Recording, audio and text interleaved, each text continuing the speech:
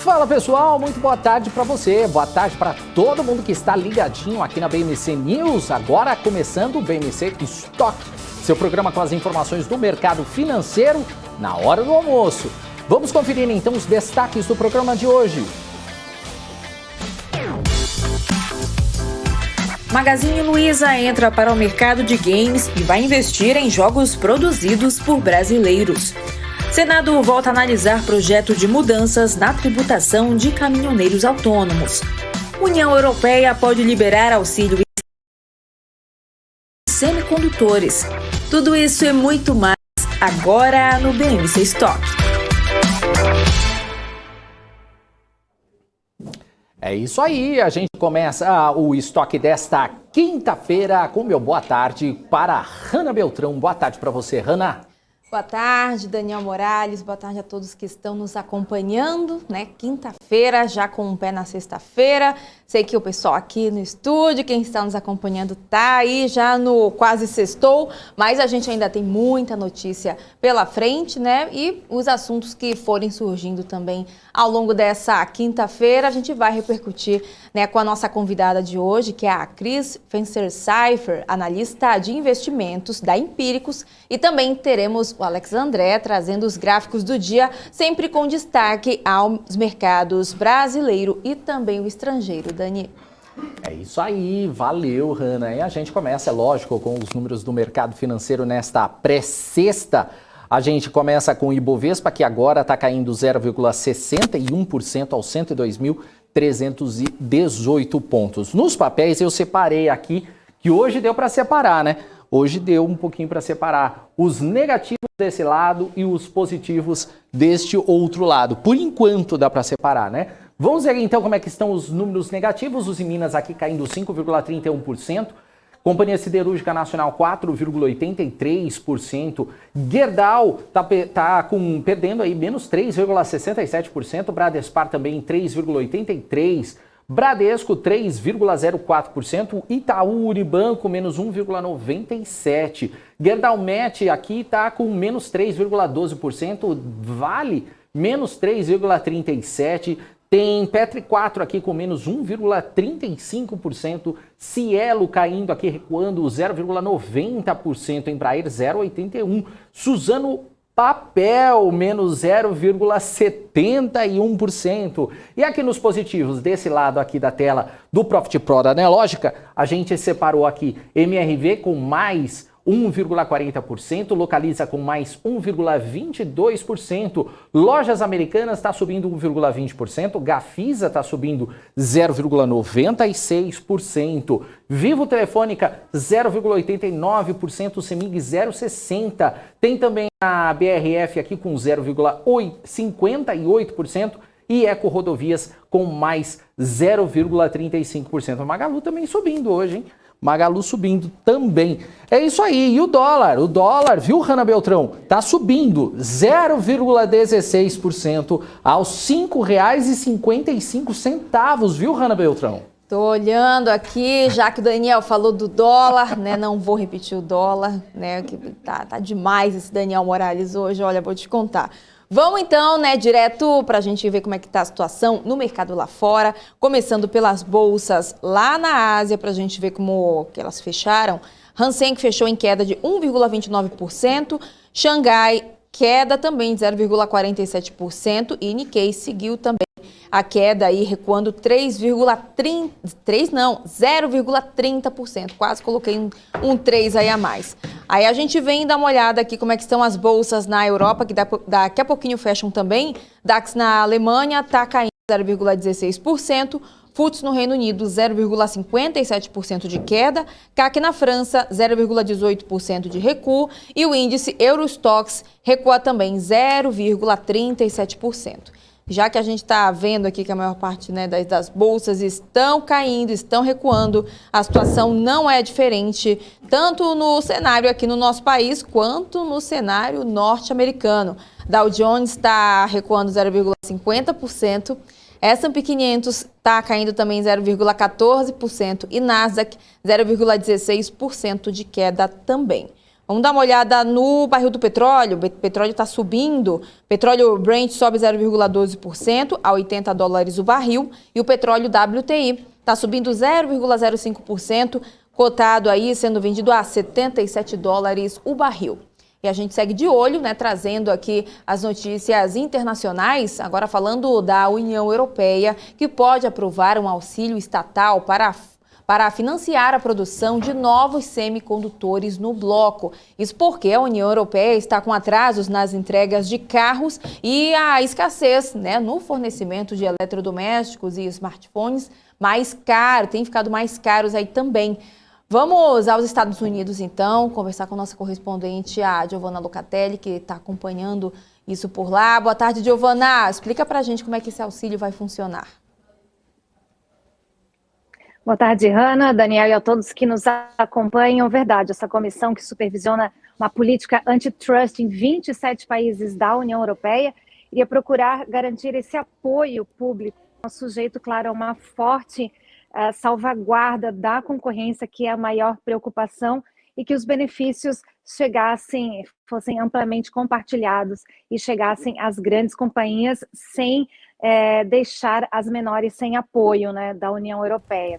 Os Estados Unidos já têm esse movimento, anunciaram no ano passado a lei Chips for America, com o objetivo de aumentar a capacidade de competir com a tecnologia chinesa.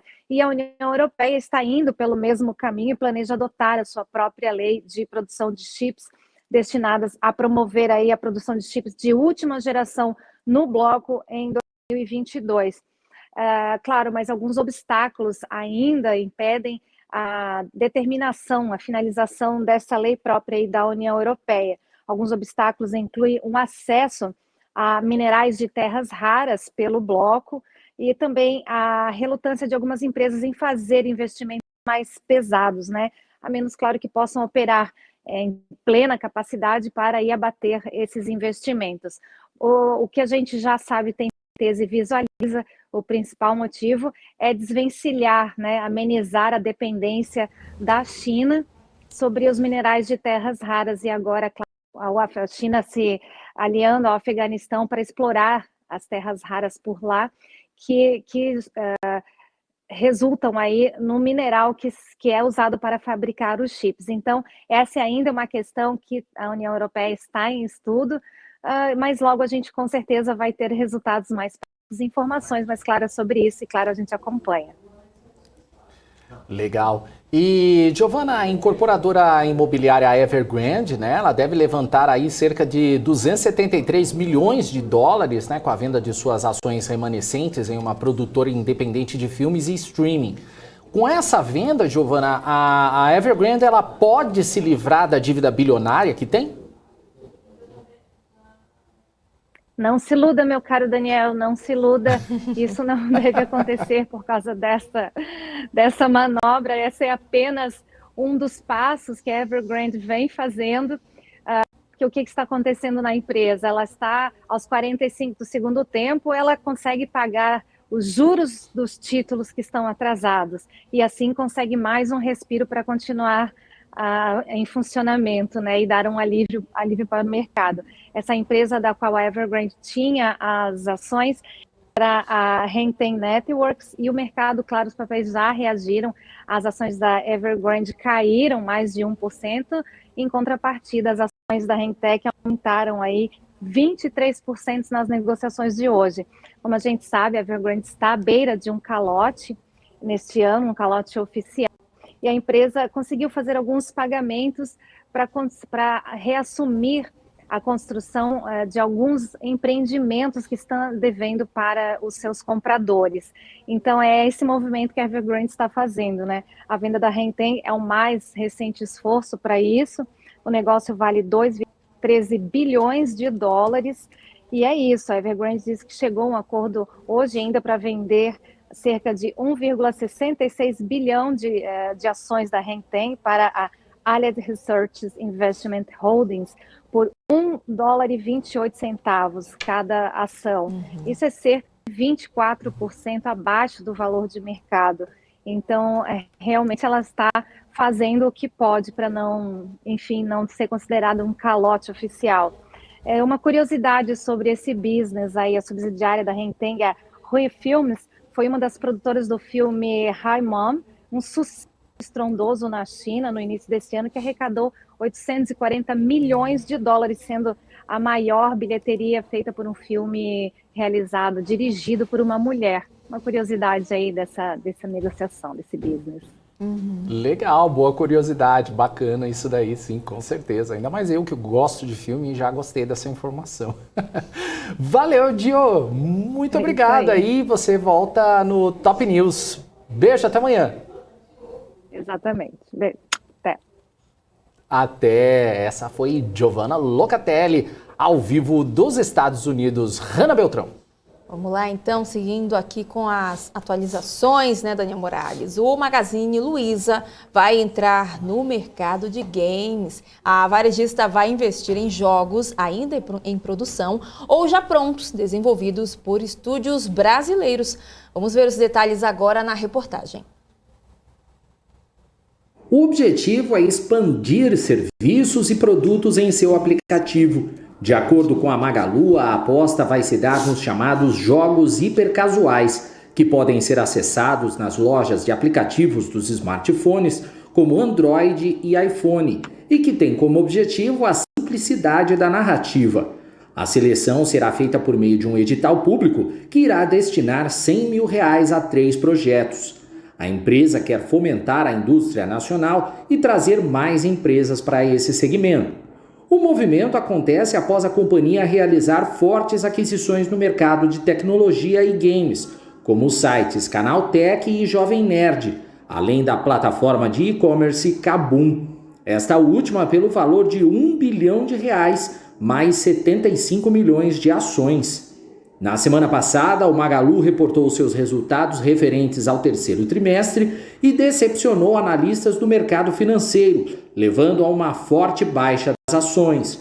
Entre julho e setembro, a companhia apurou lucro líquido ajustado de R$22,6 milhões, uma queda de 89,5% em relação aos R$215,9 milhões registrados em igual período do ano passado. É isso aí, a gente confere agora quem está no chat, participando ao vivo aqui do BMC Estoque, né, Hanna? Vamos lá, dar uma olhada aqui desde aqui de cima, deixa eu ver aqui, cadê o povo? Você começa de cima e eu começo de baixo. Ó, tá vendo? Vamos de touro e vamos de urso. Vamos lá. Ai, meu Deus, ó, o Elcio Santos dando boa tarde aqui. O Cerveja falando, voz da Hanna.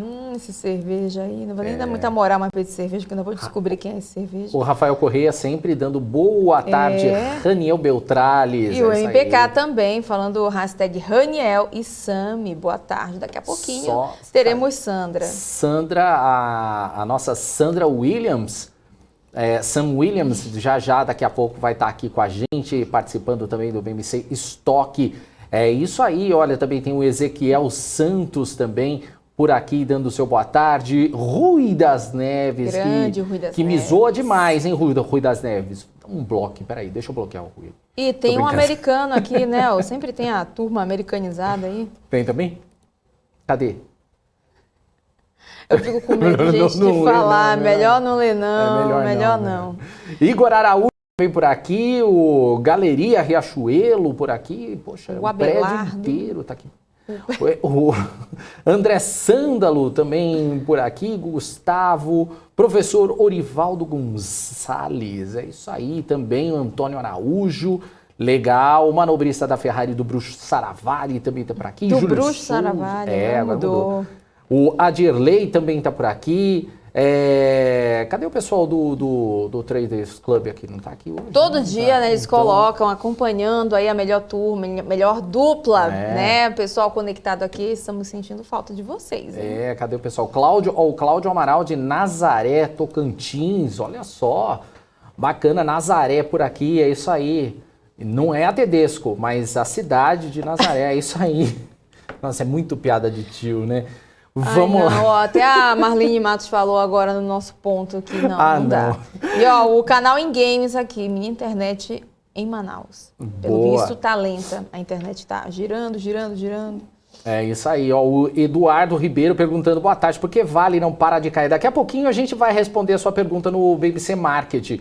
Deixa aí a sua pergunta que já já a gente responde. Felipe Duarte, boa tarde, aqui também, Rui Rengel também, olha só, legal. Valeu, gente, abraço aí pra você. E a gente segue, né, Hannah? Vamos lá então, né, que a gente vai conversar agora com a Cris Fenster-Cipher. A gente treinou sobre o nome dela aqui pra gente não falar errado.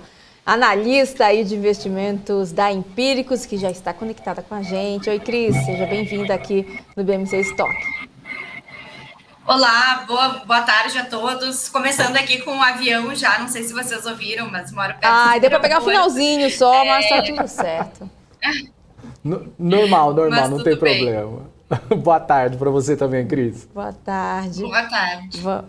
Bom, vamos começar então, né? Encerramos a temporada de resultados do terceiro trimestre e vamos começar falando, né, desses resultados aí da WDC Networks e também da LiveTech da Bahia, que opera a tecnologia wireless e também segurança predial eletrônica. No terceiro TRI, a empresa acabou lucrando aí 37% a menos. Como é que você avalia o resultado e também o potencial da empresa? Bom, começando falando sobre a WDC, é uma small cap que a gente gosta muito na Empíricos. A gente tem recomendação da empresa em diversas carteiras, na verdade.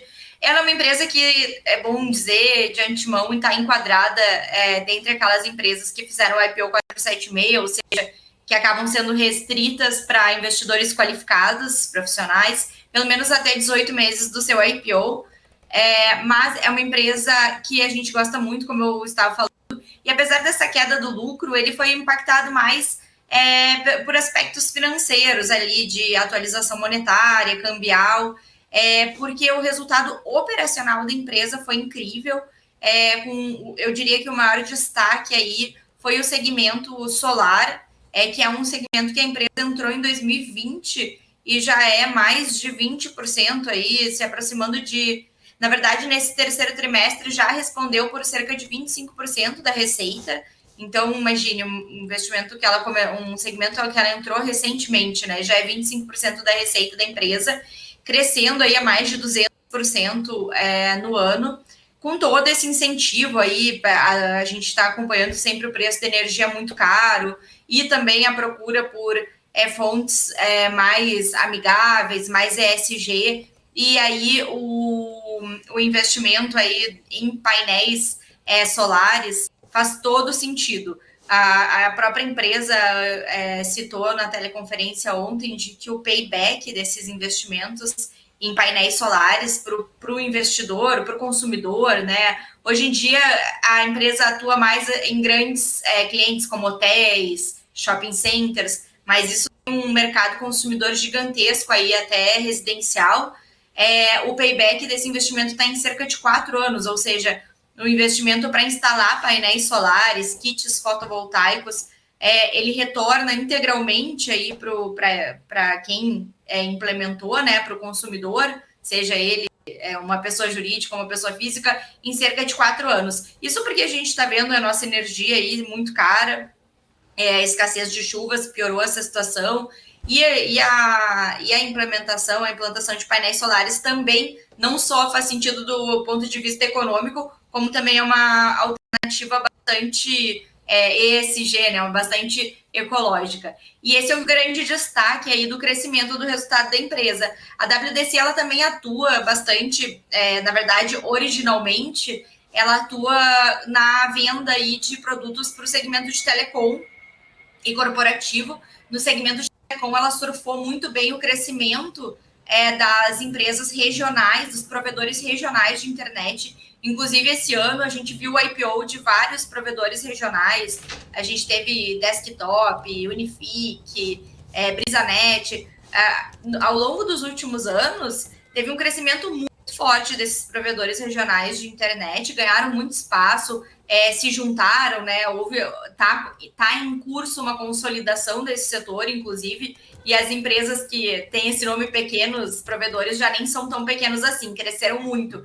E a WDC, ela fornece equipamentos como modems, cabos e uma gama enorme de equipamentos para implementação aí, para telecom, para esse segmento de telecom, e ela é uma das principais fornecedoras desses pequenos provedores regionais, também entrando um pouco nas grandes agora. Ela fabrica esses equipamentos com incentivos fiscais nas suas fábricas, de forma que eles ficam vantajosos frente aos produtos importados. Então, ela tem parcerias com grandes fabricantes, e aí ela fabrica esses produtos, como, por exemplo, Huawei, que inclusive ela fez uma nova parceria agora para inversores e outros produtos voltados para o 5G. Então, também vai se beneficiar desse crescimento pelo 5G. Enfim, é uma empresa que, como vocês podem ver, ela está muito bem posicionada para ganhar com o crescimento aí de telecomunicações, dos provedores regionais,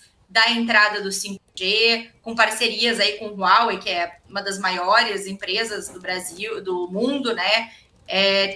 Ela fabrica, ela está muito bem posicionada também no crescimento da energia solar, que é algo que já está acontecendo, na verdade, e vai se ampliar cada vez mais.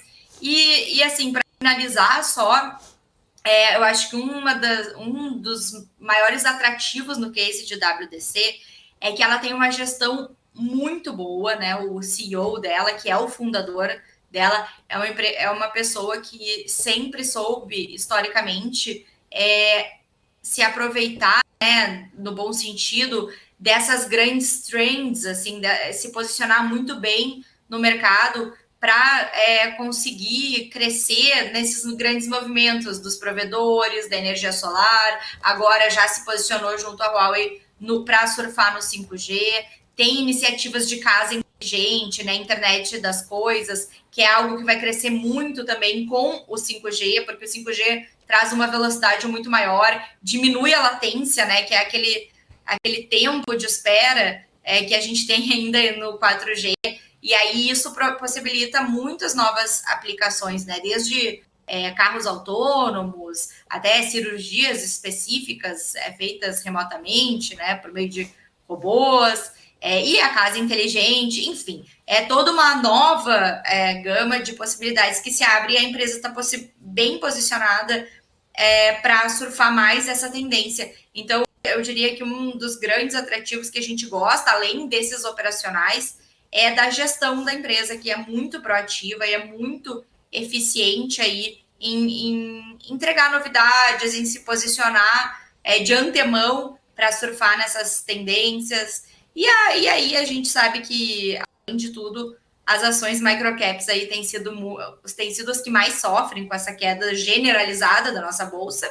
É o que acontece normalmente, né? A gente vê resgates em fundos de ações, e aí os fundos têm que vender para cumprir com os resgates, ver fuga também de investidores para ativos menos voláteis, seja de maior liquidez, ou seja para taxa de juros mesmo, para renda fixa com a alta de juros. E aí as microcaps e small caps estão assim amassadas, né? Elas sofreram muito esse ano, é possível que sofram um pouco mais, mas isso, na minha opinião, já abre pontos de entrada muito interessantes em empresas promissoras, como é o caso aí, é o que a gente acha, né, o que a gente pensa da WDC, por exemplo. Legal. Cris, a WDC, ela é concorrente da Intelbras? Porque as duas empresas, elas têm segmentos voltados para a energia solar, e eu queria saber como é que você avalia o potencial de crescimento desse setor no Brasil. Ela não é uma concorrente totalmente direta da Intelbras, elas têm algumas áreas onde elas são concorrentes. A Intelbras, eu acho que ela é mais voltada ali para a segurança, né, para câmeras de segurança, sistemas de segurança, que é algo que a WDC também tem, mas eu diria que o mix de receita delas é um pouco diferente, com a WDC tendo uma exposição maior aí em telecom e a Intelbras maior nesses sistemas, e também a participação da WDC em aluguel de equipamentos de telecomunicação é algo que se ressalta e se diferencia no resultado da WDC. Uma boa parte da receita da WDC, ela já não é feita apenas com venda dos equipamentos de telecom, mas sim com aluguel desses equipamentos, o que é uma tendência mundial. No mundo, a maior parte já das receitas desse segmento é feita por meio de aluguel. Então, em vez dela vender para o cliente, ela aluga, isso é bom para ela porque garante uma receita recorrente. Isso também tem margens maiores, margem bruta maior. Claro que em contrapartida, o CAPEX, né, ele passa, se o cliente deixa de fazer um CAPEX, um investimento, para fazer uma despesa, né, fazer um OPEX, em contrapartida, a empresa que está alugando, ela tem que fazer esse CAPEX. Então, o aluguel, né, que eles chamam de SaaS, Software as a Service, de TaaS, Technology as a Service, ou seja, o aluguel, né, ele traz mais recorrência e maior margem, em compensação, ele consome mais capital de giro da empresa. Mas isso é uma característica que a gente gosta muito e é uma característica mais forte na WDC. Eu acho que ela faz isso há mais tempo e traz mais estabilidade de resultados, mais recorrência, né? Não depende tanto da venda, são contratos de aluguel de mais longo prazo e isso é uma característica também que diferencia as duas empresas. Mas sim, elas têm pontos de convergência, como você falou, tem a questão solar, tem a questão de telecom mesmo, e de segurança, sistema de segurança, isso também, na verdade, faz parte de um grande grupo aí de telecom, porque tem aí uma certa similaridade em alguns equipamentos que são utilizados, como, por exemplo, a própria parte de telecom no equipamento de segurança, né? Então, assim, elas têm atividades semelhantes, sim, né? Embora não completamente, mas a gente costuma comparar elas. E aí a gente vê, inclusive, uma vantagem em termos de múltiplos da WDC, que negocia com múltiplos aí na nossa projeção de cerca de metade do que a gente estima para a Intelbras. É uma empresa menor, né? Então eu acho que tem um desconto de liquidez, tem essa questão da 476 restringir ela para investidores qualificados, o que ainda deve permanecer aí por algum tempo, então acaba restringindo a liquidez desse papel. Mas, quando a gente olha em termos de múltiplos, ou seja, o quanto que você está pagando por unidade de lucro, unidade de resultado, a WDC está mais barata, né? Então, você consegue comprar as ações dela pagando menos pelo resultado, né? Que você vai obter como investidor, como acionista. Mas, claro, por enquanto, apenas para investidores qualificados.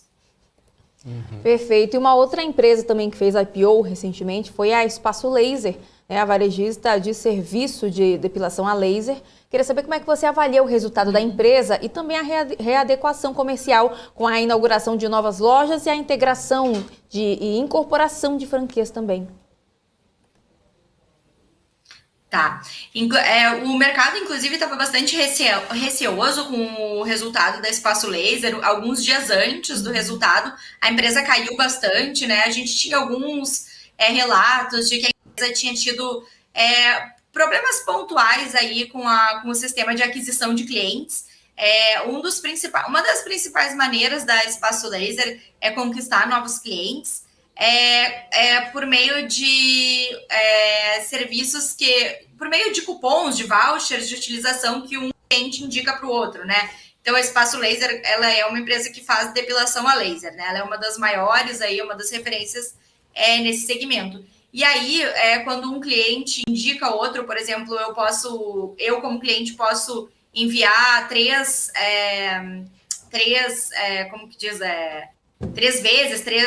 aplicações, né, de depilação para alguém gratuitas, a pessoa vai lá, faz as sessões, são sessões, essa é a palavra.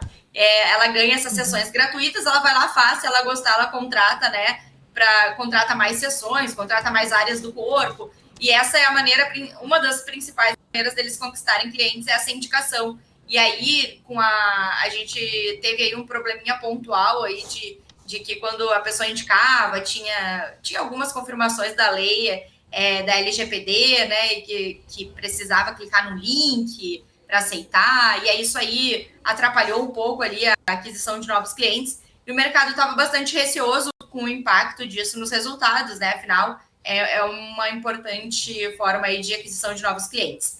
Mas foi um problema bem pontual, que já foi solucionado pela empresa, e o resultado veio fantástico, né? O que a gente viu foi um resultado com um crescimento excepcional. A empresa adquiriu, como foi divulgado nos planos do IPO dela, uma boa parte dos recursos levantados no IPO ia ser utilizado para aquisição de franquias, né?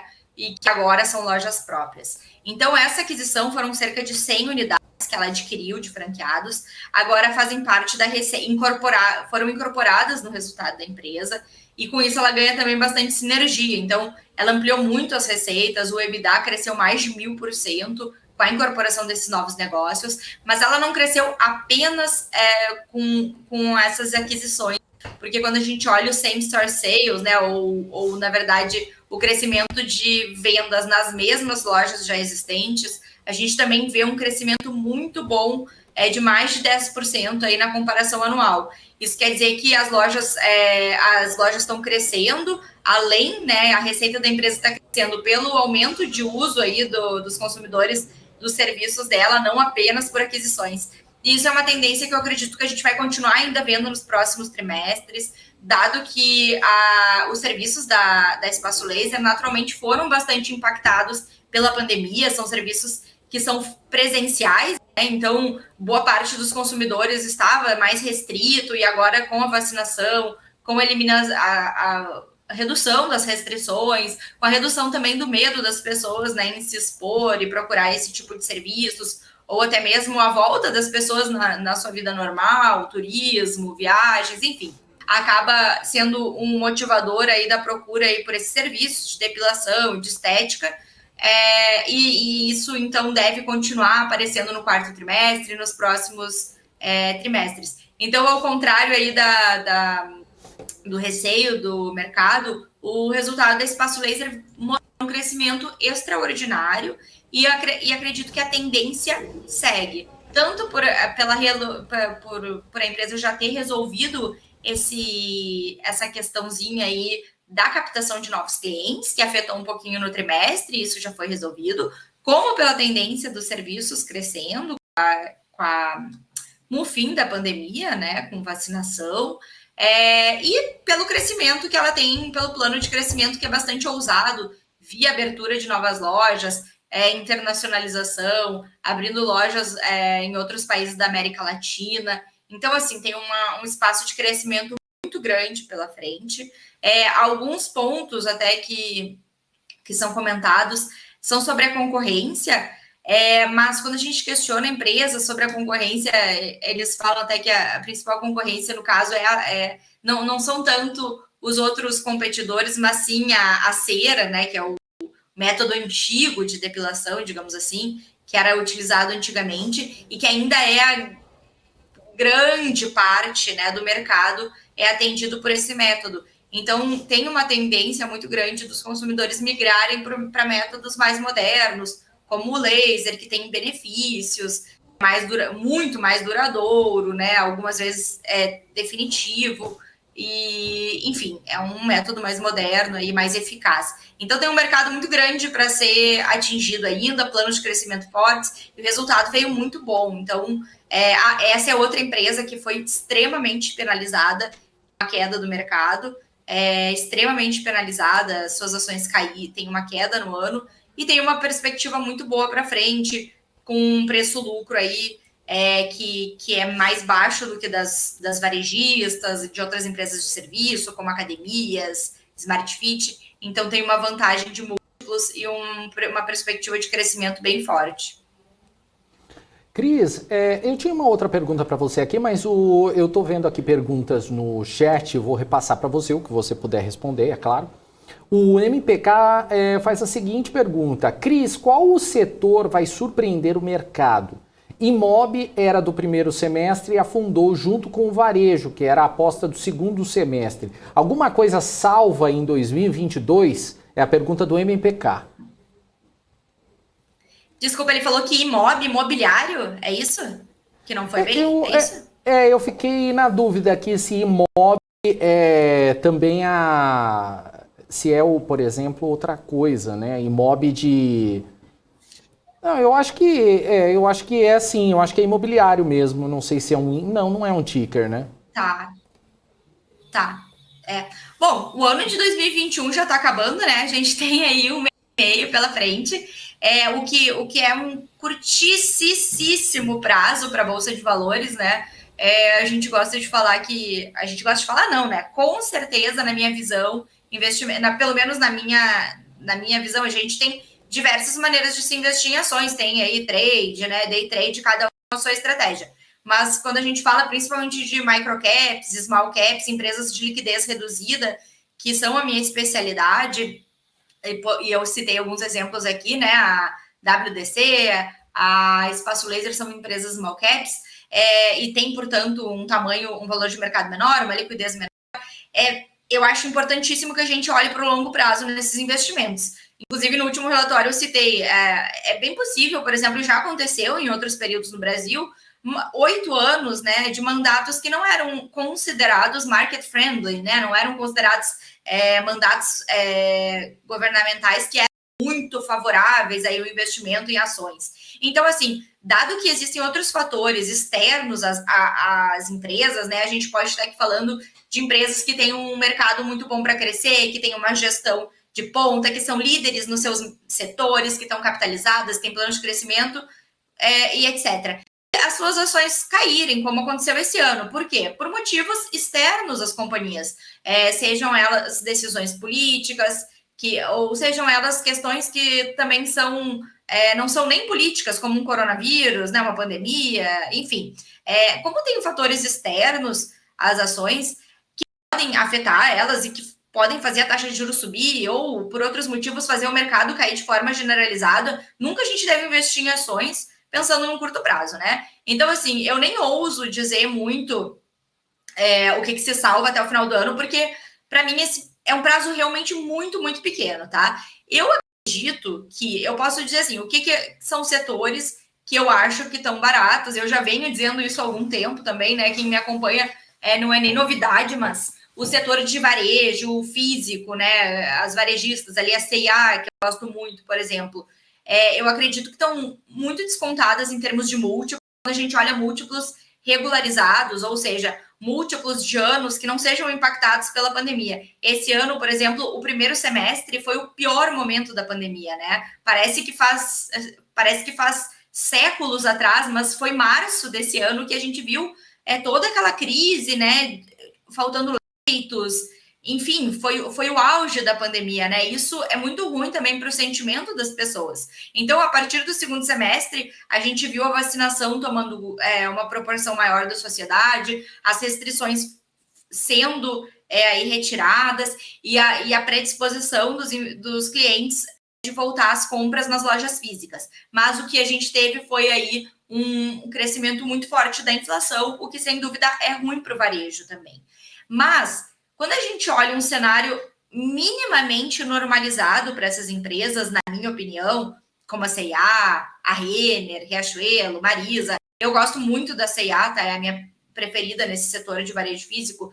Quando a gente olha para um cenário minimamente normalizado, sem pandemia, e com uma inflação que não corroa totalmente o poder de compra, os múltiplos dessas empresas estão muito baixos. Falando um pouquinho de C&A aí, a empresa fez investimentos, esse último ano foi o maior de investimentos de toda a história da empresa, mais de 600 milhões de investimentos, e esses investimentos vão se traduzir em resultados melhores no futuro. São investimentos em tecnologia, em sorters, em cadeia de distribuição, né, automatização de centros de distribuição, e a gente não está conseguindo ainda ver tanto impacto disso, porque a economia está muito fraca. Mas no cenário normalizado, essa empresa vai enfrentar uma menor concorrência de players players pequenos que não sobreviveram à crise e à pandemia.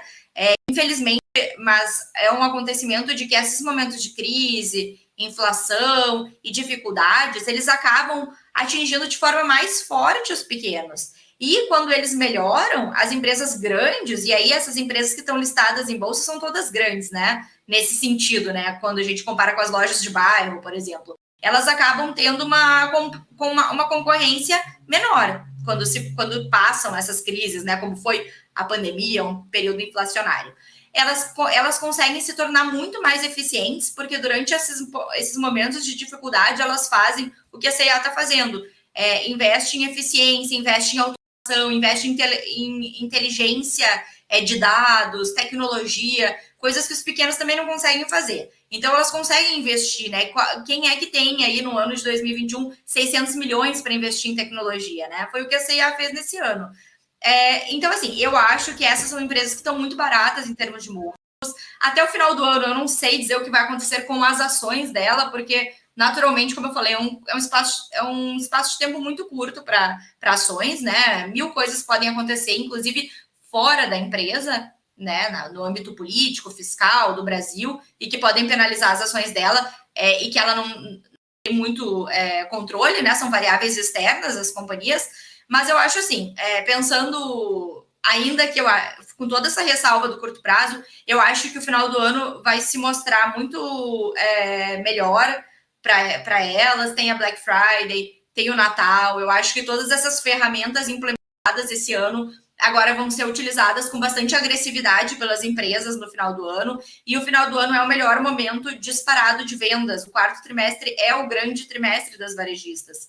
É o trimestre que elas fazem o lucro do ano, digamos assim, né?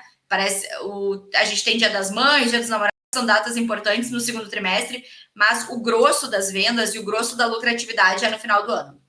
E a gente está aí saindo de uma pandemia. Então, eu acho que a gente tem tudo para ter um final de ano bom nessas empresas. Agora, se as ações vão refletir isso, aí tem muitos outros fatores envolvidos e a gente não consegue precisar, tá? E o IMOB, né, o imobiliário, é outro caso, né? Por exemplo, a gente tem ali indicação, a gente gosta muito de Direcional e de Cury, por exemplo, são empresas do setor imobiliário que atuam ali na faixa baixa e média de renda, no programa habitacional Minha Casa Verde e Amarela, né, que é o nome novo para o antigo Minha Casa Minha Vida. São empresas que, por isso, têm uma certa resiliência maior, porque elas conseguem fazer um repasse na planta, ou seja, elas lançam, vendem, e logo no início da obra elas já conseguem passar essa dívida para o banco, que é o que a gente chama de repasse na planta, e elas conseguem, com isso, otimizar muito a geração de caixa delas e mitigar um pouco o risco de distratos, tá? Por atuar no programa habitacional. E elas têm também uma faixa ali de produtos que elas atuam um pouco acima do programa habitacional, que aí elas já entram aí no SBPE, né? São produtos de valor um pouco maior, mas como o mercado está muito aquecido, a demanda por produtos por imóveis estava super aquecida, né, com a taxa de juros baixa, mas segue aquecida, segundo as empresas. Elas conseguiram, inclusive, vender produtos mais caros e sair um pouco do programa. Mas os resultados delas estão muito bons, né? O terceiro trimestre veio fenomenal, no caso da Cury, no caso da Direcional, que a gente gosta, mantiveram ou ampliaram margens, apesar de todo o receio que os investidores estavam com o aumento do INCC e dos custos da inflação na construção civil. Elas conseguiram ampliar ou manter margens, isso vendendo mais, lançando mais, tá? E aí, enfim, resultados passados até o terceiro trimestre foram excelentes. O que as empresas dizem que outubro, a demanda, mesmo com a alta da Selic, continua muito boa. E aí a gente tem que fazer uma ressalva aqui que, ao passo que a Selic aumentou, a gente teve a taxa de juros do programa Minha Casa Verde e Amarela reduzida esse ano. Reduziram o valor da taxa de juros do programa e ampliaram o teto de valor dos imóveis, o que ajudou as empresas a repassarem esses custos no preço dos imóveis dentro do programa. Então, assim, essas empresas que atuam no programa aí, Minha Casa Verde e Amarela, tem aí uma dinâmica um pouco melhor, que eu acredito ser mais resiliente, tanto porque tem muita carência de imóveis, segundo que tem um subsídio, né? A taxa de juros, inclusive, foi reduzida, como eu falei, e elas conseguem fazer um repasse para os bancos, o que mitiga um pouco o risco de distratos futuros. E aí, isso tudo é super importante para a gente pensar também no futuro das empresas. O terceiro trimestre se mostrou muito bom, vendas continuam aquecidas, pelo que a gente vem conversando com as empresas, e para o futuro eu acho que o risco é um pouco mitigado por elas estarem aí com uma boa parte das vendas dentro do programa e com imóveis já repassados. Lembrando que a lei dos distratos também mudou no Brasil, então a última, digamos, crise que a gente viu no mercado imobiliário, quando teve muito distrato, penalizou muito as construtoras, porque a lei era muito prejudicial, ela penalizava, de fato, as construtoras no caso de distrato. E essa lei mudou, então, mesmo que a gente tenha alguma dificuldade aí, eu acho que vai ser um pouco mais branda do que foi na última vez. Mas essas empresas aí estão bem. Mas, concordo, né, o segmento imobiliário veio muito prejudicado em bolsa de valores, ações também muito prejudicadas pela alta da Selic, pela aversão a casos mais cíclicos e arriscados, pela fuga de investidores desses casos aí que acabam sofrendo muito com a alta da Selic. A gente sabe que compra de imóveis está intimamente ligada à taxa de juros, as pessoas precisam de uma taxa de juros mais baixa para assumir, né, um valor tão grande de financiamento. Mas, de novo, acho que nesse preço, com esses resultados que os cases que a gente acompanha de perto, Cury, Direcional, estão apresentando, são empresas que permanecem na nossa carteira porque a gente acha ainda que vale muito a pena, são empresas que pagam dividendos altos, né? Então, o retorno de dividendos é bom também. E aí, mais ou menos por aí. Eu falei bastante, né? Legal. Mas acho que consegui abranger tudo aí. Não, tá ótimo, tá perfeito. Cris, a gente queria agradecer aqui a sua participação no BMC Stock, mas pode deixar o seu recado.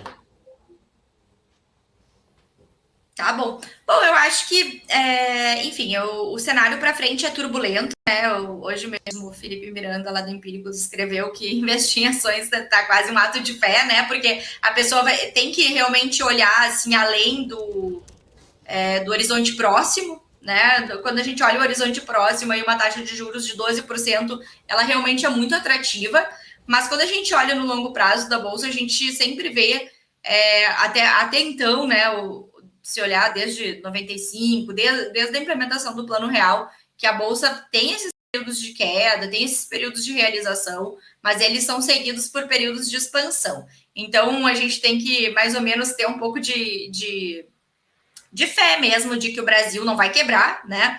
De que as coisas vão se ajeitar no âmbito macroeconômico aí, e a gente tem eleições no ano que vem, o que mexe bastante com isso.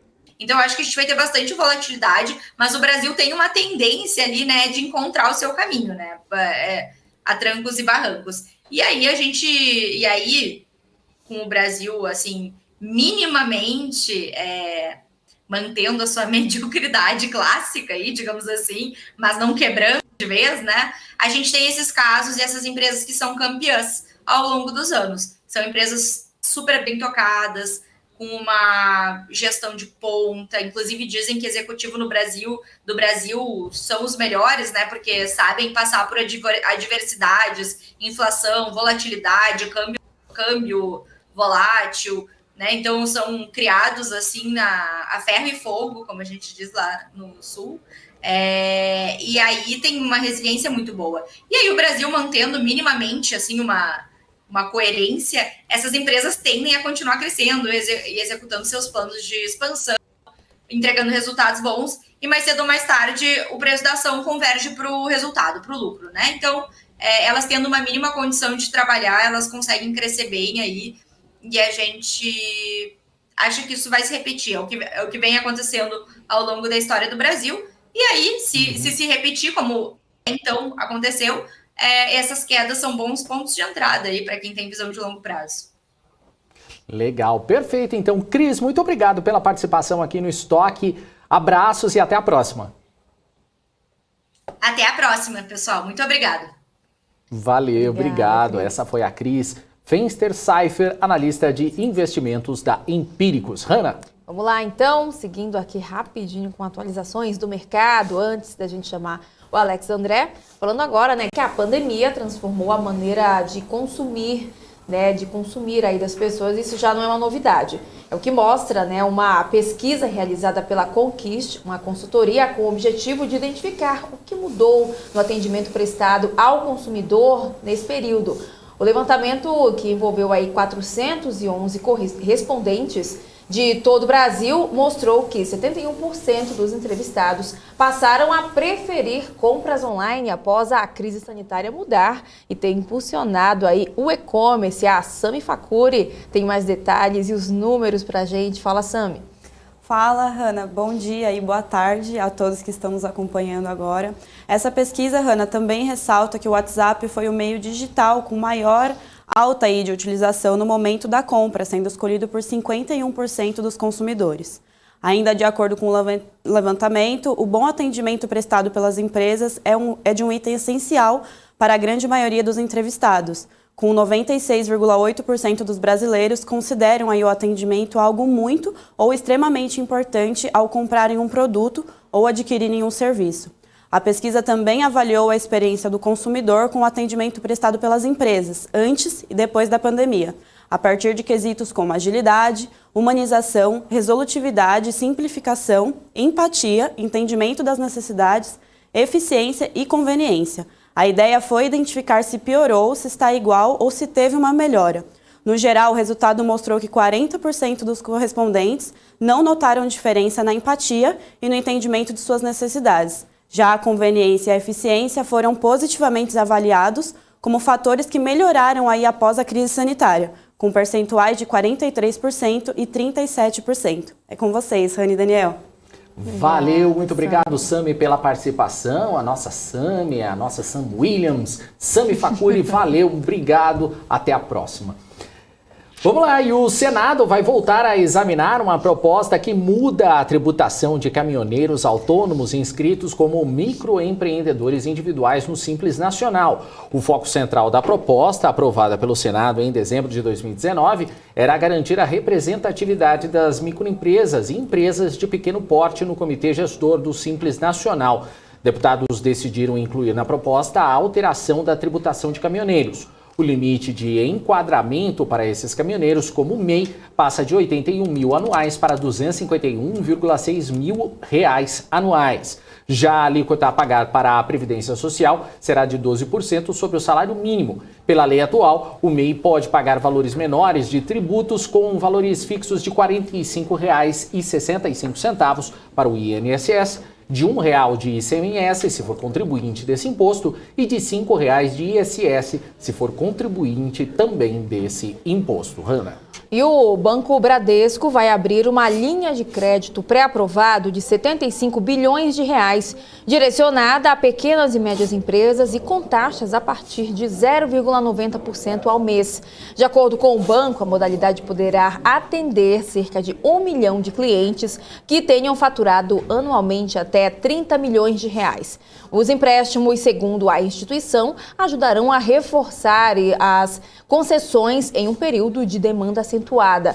No final do ano, cresce a demanda das pequenas e médias empresas por capital de giro em um cenário de maior movimentação no comércio e também a antecipação do 13º salário. O presidente do Bradesco, Otávio de Lazari Júnior, afirma que o banco busca atender a essa demanda no primeiro Natal após o começo da vacinação contra a Covid-19.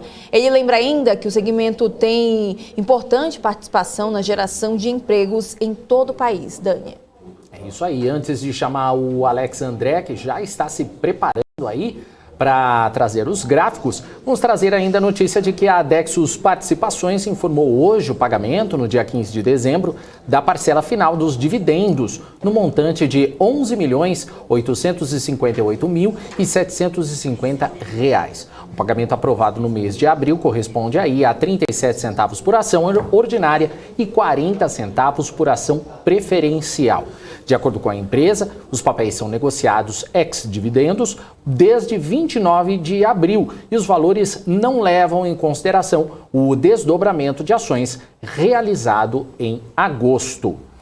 E é isso, agora é a hora das análises, né, Hanna Beltrão? É isso aí, agora são 1h44. O Alex já está aqui no estúdio, preparadíssimo para trazer os gráficos. Aí o Alex sempre separa, quase um trava-língua, os gráficos aí do dia com a gente. Olá, Alex, boa tarde para você. Muito boa tarde, Hanna, boa tarde, Daniel, boa tarde a todos que nos acompanham aqui no BMC Stock de hoje.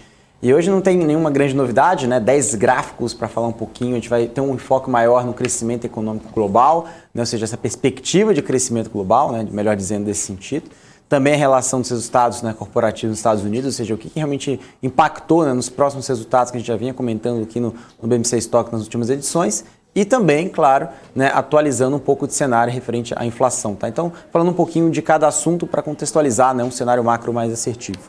Bom, primeiro gráfico, a gente vem comentando bastante sobre as companhias, né, tech. Né? Então, quando a gente coloca nesse gráfico aqui, né, esse gráfico é desde 1985, né, o desempenho relativo das principais companhias globais, principalmente dos Estados Unidos, companhias de tecnologia, e quando a gente faz uma amostragem tirando tecnologia, né, então esse gráfico ele é muito interessante. Nessa linha mais clara, a gente consegue ver as ações de tecnologias globais, né, juntas aí com a Amazon, né, e também com o Telecom e as empresas de mídia. A gente consegue observar um crescimento de mais de 200%. Né? Quando a gente observa aqui, principalmente nessa linha aqui azul mais escura, a gente compara ao contrário, ou seja, as ações globais, né, seja menos, né, as empresas de técnica, mídia e telecom. Então, tudo que realmente está relativamente, né, comparado com telecom, tecnologia, a gente tira dessa amostragem e a gente consegue ver o tamanho dessa diferença de rentabilidade, né? Ou seja, totalmente dando ali próximo de 100% de retorno, né? E também, né, juntando tecnologia, mais de 250%, quase 250% de retorno, ou seja, mais, né, de 100%, né, comparado com as empresas que não são de tecnologia. Ou seja, esse movimento não está acontecendo só nos últimos 10 anos, né? Ou seja, está acontecendo principalmente desde, né, de 85 esse grande movimento e vem abrindo cada vez mais, né, essa curva, né, essa grande discrepância dos ativos, né, quando a gente fala aqui de ativos de tecnologias globais, principalmente ligados, né, ao S&P 500. Por um certo lado, né, a gente olha, por exemplo, a Apple, que já ultrapassou mais de 2,5 trilhões, né, de capitalização de mercado, né, a própria Microsoft também, né, que atingiu um número recorde também. E também os Estados Unidos está num momento muito bom, né, quando a gente fala aqui em relação, né, à valorização dos ativos por lá. Mas o setor de tecnologia também tem uma preocupação, né, agora adicional referente, né, ao possível aumento de juros dos Estados Unidos, que pode vir, né, poderá vir, né, antes do esperado, né, ou seja, de acordo com o mercado, é essa preocupação, e esse aumento de juros impacta relativamente, né, nessas empresas de tecnologia que são de capital intensivo, ou seja, demanda muito capital para o crescimento, e com juros maiores também pode prejudicar as principais companhias de tecnologia. Então essa é a principal dúvida do mercado, se realmente isso vai continuar nos próximos anos ou não, deve diminuir o ritmo. Tá? Então isso que deve ser esperado pelo mercado. Bom, quando a gente comenta aqui um pouco sobre o S&P 500, né, como um todo, né, não só de tecnologia, mas falando do S&P 500, as 500 maiores empresas nos Estados Unidos, a gente tem esse múltiplo, né, ou seja, de PI, né, ou seja, preço-lucro, né, price earnings, desde 85 também essa amostragem. E o que é interessante, né, que o mercado, o que esse gráfico diz aqui, né, ou seja, a gente consegue observar que esse gráfico ele tem aqui alguns pontos, né, ou seja, no gráfico, né, dentro ali do PI, que ele mostra, né, o primeiro movimento, né, de juros, né, do Fed, ou seja, do Banco Central dos Estados Unidos, aonde, né, o S&P 500 estava, né, ou seja, claramente a gente consegue observar essa leitura. Na maior parte das vezes, né, ou seja, quando a gente conseguiu observar esse ciclo aqui, né, de 1987, 88, também ali próximos de 95, né, e também ali 2005, próximo de 2008, né, e ali também em torno de 2015, o que a gente observou principalmente nessa amostragem, né? Claro, tirando ali 2008, né? Que é um fator ali de outlier. A maior parte, né, quando a gente consegue observar esse aumento de juros, a gente consegue observar, né, esse maior, né, PI, ou seja, o maior preço-lucro da Bolsa nos Estados Unidos. Tá? Então a gente consegue observar tanto nessa amostragem por aqui, né, também nesse rally e também onde nós estamos mesmo com essa relação, né, de PI tendo diminuído aqui no curto prazo. Tá? Essa relação principalmente quando a gente fala do ciclo de aumento de juros nos Estados Unidos. Tá? Então é um ponto muito interessante, né, como a gente já falou também nas últimas edições aqui do BMC Stock, quais são os principais setores que se beneficiam com o aumento de juros nos Estados Unidos. Né? Porque setores que não estão performando tanto, tem um grande desconto, né? Principalmente quando a gente fala aqui de PI também, ou seja, desconto que a gente pega aqui principalmente os desvios padrões, né? E quando a gente fala aqui, por exemplo, healthcare, é um setor que não foi, né, tão bem recebido, é um setor que não tem uma relação, né, histórica, né, de beneficiamento de juros, ou seja, de aumento de juros nos Estados Unidos, então é um setor que não está performando tão bem. Ao contrário do setor de materials, né, e também o setor de financials que vem liderando, né, os ganhos quando a gente fala principalmente de correlação com o aumento de juros dos Estados Unidos. Tá? Então isso é muito importante, que isso deve ditar, né, o novo ritmo, né, de novo ciclo nos Estados Unidos e as principais classes de ações que devem se beneficiar nesse ciclo por lá e também impacta claramente aqui no PI da Bolsa nos Estados Unidos, tá? O preço-lucro. Bom, se a gente está falando aqui das principais companhias, né, que ditam o S&P 500, né, ou seja, como a gente está falando não só de retorno absoluto, mas também em relação às maiores companhias, que é o peso, né, ou seja, do índice, né, dizendo-se dessa forma, a gente tem duas janelas aqui, desde 1990. Né? Nos anos 2000, quais foram as principais companhias, né, as maiores? Né? Era a Microsoft, né, ou seja, era a GE, era várias companhias, né, grandes, né, nos anos 2000. E agora, né, a gente não mudou tanto, né, esse perfil, né, mas agora a gente está 100%, né, ou seja, o maior peso, né, do índice está em torno de tecnologia. Né? Ou seja, agora a gente está em 23% do índice, Facebook, Amazon, Apple, Microsoft, né, e Google. Lembra, Facebook agora é Meta, né, Metaverso, né, mas ali de forma geral a gente consegue observar né, 5 maiores empresas que têm uma capitalização que já chegou a bater 25%, agora em torno de 23% do peso do S&P 500. Tá? Então mudou um pouco o ponto. Isso diverge muito com várias leituras do mercado, né? Alguns dizem, inclusive, alguns Fed Boys, né, vem reiterando, né, que a inflação é transitória, alguns dizem que não, mas esse gráfico ainda continua a dizer, né, que o impacto inflacionário ainda não cedeu nesse ponto, tá? Quando a gente fala aqui da crise de supply, que ainda continua, né, tanto na parte ali, né, ou seja, dos navios ancorados, né, em Long Beach, enfim, os navios nos principais portos dos Estados Unidos, isso vem aumentando, né, cada vez mais e traz um tom de preocupação que a inflação talvez não venha arrefecer no curtíssimo prazo. Então isso também traz um tom de preocupação em inflação, e a inflação preocupa que precisa subir juros, né, para subir juros, né, para diminuir essa inflação, e subindo juros preocupa também as empresas de tecnologia com esse aumento de juros por lá. Então é um efeito em cadeia, né, que a gente traz aqui esse contexto em geral.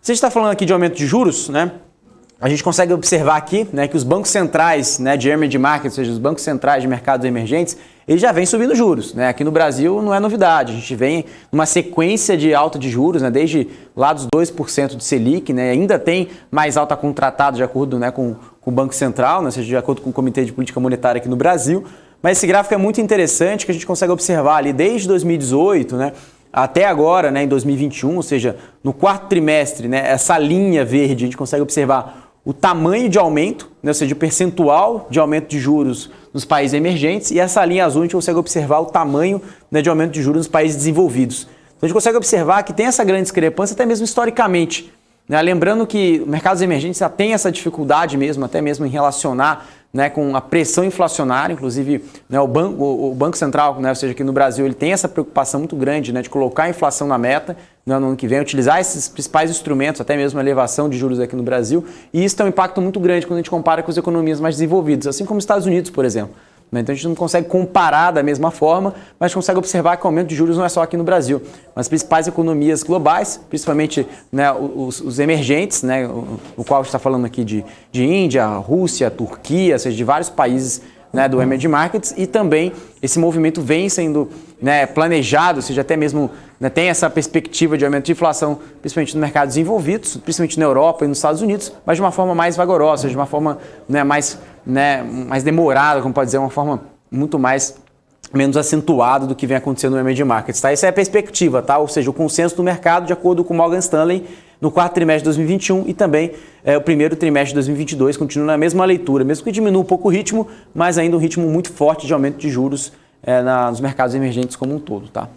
Bom, esse gráfico aqui é interessante, né? A gente sempre fala um pouco sobre o mercado da China, né? A gente consegue observar, né, as novas construções, né, com os preços, né, principalmente das casas. Então a gente consegue observar que os preços das casas, né, ele vem muito casado com a ideia de novas construções, ou seja, se o preço das casas, na média, né, das 70 maiores cidades na China tem caído, que a gente já trouxe esse gráfico aqui diversas vezes aqui no BMC Stock, qual que é a leitura? Né? Ou seja, o incorporador ele vai construir de uma forma mais, né, demorado, ou seja, não vai ter um ritmo de obra mais forte à medida que o cenário não está favorável, não só de high yield, né, mas também em relação, né, não só de dívida, mas também em relação à nova construção, sentimento também, né, do chinês, ou seja, do asiático em relação ao real estate, né, tem uma grande dependência, né, ou seja, a maior parte da carteira, né, do mercado asiático está relacionada ao real estate, quando a gente pega aqui do wealth das famílias por lá, que é totalmente diferente aqui dos Estados Unidos, por exemplo, das economias globais.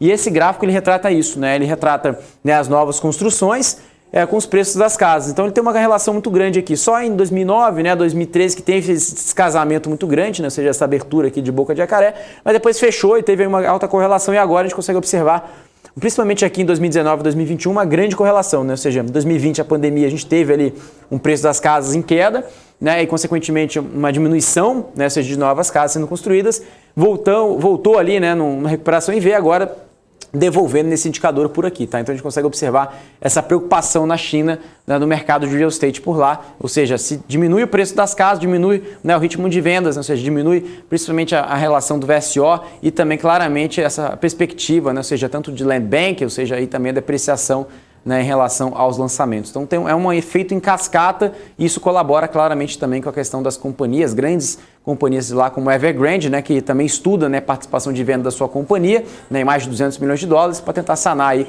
os pagamentos de juros, né, e também de dívida da própria companhia, tá? E aqui a gente tem um gráfico muito interessante, né, que a gente também consegue ver, né, quando a gente pega aqui o PI, né, da relação, né, das bolsas, né, asiáticas. Aqui a gente consegue observar, né, o que está acontecendo na China, ou seja, o desconto, né, que vem acontecendo por lá. A gente consegue observar que tem uns ciclos, né, ou seja, o próprio mercado asiático ele tem um ciclo muito forte. Né, nos últimos anos, né, o mercado asiático foi muito impactado, né, ou seja, pela essa relação de prosperidade comum na China, ou seja, esse grande estímulo, né, monetário no mercado como um todo, né, vindo aí no mercado de real estate. Agora a gente está conseguindo observar claramente que esse mercado está se deteriorando, ou seja, não agora, mas nos últimos meses, né, essa leitura. E o que se impacta claramente na Bolsa. Né? Esse PI que chegou, né, no ano passado mais de 39 vezes, agora a gente consegue observar o PI está girando em torno ali de 25 a 30 vezes projetado para o ano que vem, né, de acordo com o Morgan Stanley, com essa preocupação, né, de liquidez, né, dos desenvolvedores, ou seja, dos players imobiliários, né, chineses, principalmente Evergrande, Fantasia, Motherland e outras companhias. Então, isso mesmo traz uma bolsa descontada, ou seja, o mercado entende que a bolsa está descontada por lá, ou seja, a bolsa asiática, principalmente a bolsa chinesa, mas não tem uma perspectiva de voltar nos mesmos patamares de múltiplos como a gente conseguiu observar, principalmente, né, em 2020, né, quando as companhias entregaram uns guidance, né, muito positivos, ou seja, uns guidance agressivos, resultados muito bons, né, quando a gente teve aquela recuperação do Covid aqui, né, depois de abril. Então, lembrando, né, agora a gente está rodando em torno de 19 vezes, mercado um pouco mais otimista, né, em torno de 25, 30 vezes, mas muito abaixo ali, né, das últimas altas que a gente conseguiu observar no ano passado, que girava em torno de 40, 39 vezes. Tá? Então, esses são os principais pontos por aqui. Então, esse gráfico aqui, que é interessante, né, é o número verificado, né, de usuários da Coinbase, né, então, ou seja, ele vem crescendo muito forte, então a gente consegue observar esse aumento de usuários aqui, ou seja, que tem essa relação grande com a cripto, né, tem uma preocupação muito grande com a bolsa, isso também migra também para novos usuários de cripto. Então, a Coinbase ali, nos maiores do mundo, a gente consegue observar mais de 73 milhões de usuários no terceiro trimestre, tá? E esse gráfico aqui, né, a relação, né, de consumo, né, ou seja, quando a gente consegue observar nos Estados Unidos, a gente consegue observar essa recuperação, mas como eu trouxe o gráfico, né, ontem, né, falando sobre a confiança do consumidor americano, não tem acompanhado esse ritmo, mesmo com os dados retail do varejo, né, que vieram, né, maiores do que esperado, ou seja, tem uma leitura retomada até maior, até mesmo que tem essa relação do taper, ou seja, a economia está conseguindo andar com as próprias pernas, né, no farm payroll também veio bom, mas isso também, por outro lado, traz uma preocupação, né, à medida aí que esses gráficos, né, à medida da confiança do consumidor não vem tão bom assim, tá? Então tem uma expectativa negativa ligeiramente quando vem nesse gráfico aqui, né, na linha vermelha, tá? Então são os principais gráficos de hoje, Daniel e Hanna, para auxiliar você, investidor, né, a tomar a melhor decisão para os seus investimentos. É isso aí, valeu então, Alex André aqui participando todos os dias aqui do BMC Stock. Valeu, Alex, até amanhã. Obrigado, até mais, tchau, tchau. Valeu, tchau, tchau. É isso aí. Hanna, contigo. Vamos lá, então, seguir aqui com as atualizações do mercado. A Caixa Econômica Federal anunciou agora pela manhã os resultados do terceiro trimestre. Embora não esteja listada na Bolsa, o banco é importante, né, para o financiamento de projetos. O lucro líquido foi de 3,2 bilhões de reais, com crescimento de 69,7% em relação ao mesmo período do ano passado, mas teve uma queda de 48,8% ante o segundo trimestre deste ano. O resultado entre os meses de abril e julho foi influenciado pela abertura de IPO do braço de seguros do Banco Público, que rendeu ganhos de 3,3 bilhões de reais. No acumulado dos 9 primeiros meses deste ano, o resultado somou 14,1 bilhões, um aumento de 87,4%. A carteira de crédito ampliada do Banco Público encerrou o terceiro trimestre em 842,3 bilhões, um crescimento de 11,3% em um ano. O demonstrativo de resultados, em relação a esses demonstrativos, o banco destaca que entre julho e setembro concedeu 118,1 bilhões em crédito para a poupança, um crescimento de 8,5% em relação ao segundo trimestre.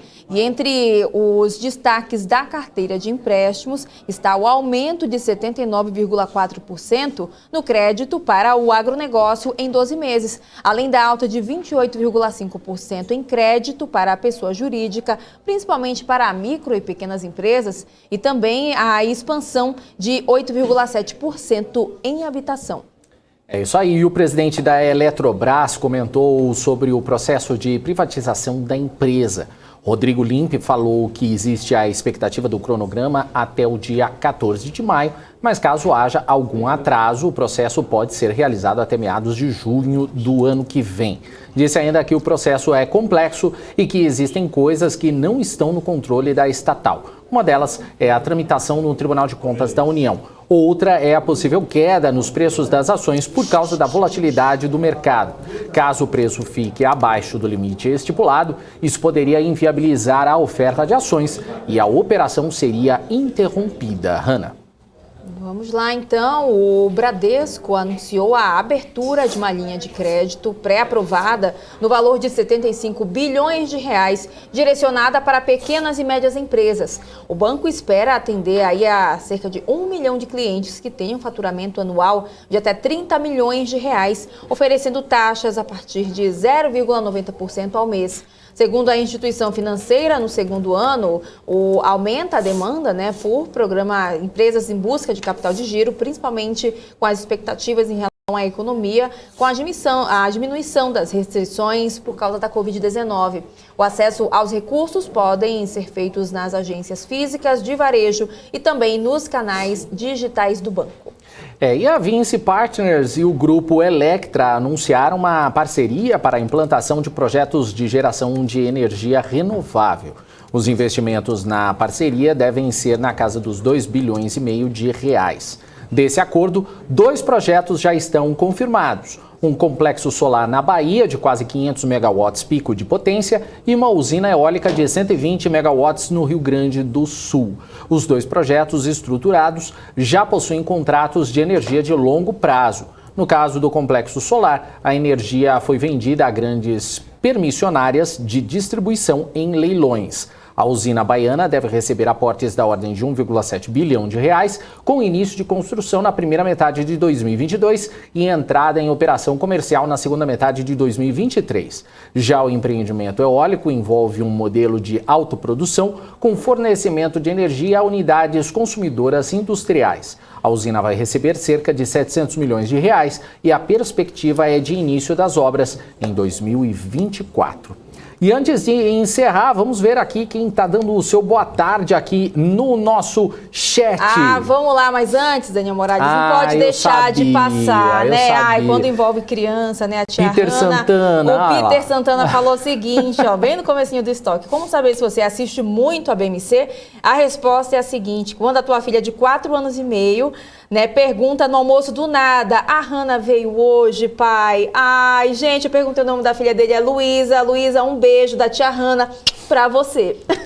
E do tio Daniel também. Tia Hanna. Tio Daniel, dá um beijo pra Luísa. Um beijo, Luísa, mas olha, o melhor beijo é da tia Hanna, com certeza, né? Gostei agora vai ser todo dia tia Hanna. Valeu, Peter Santana, legal, é muito bacana esse tipo de coisa.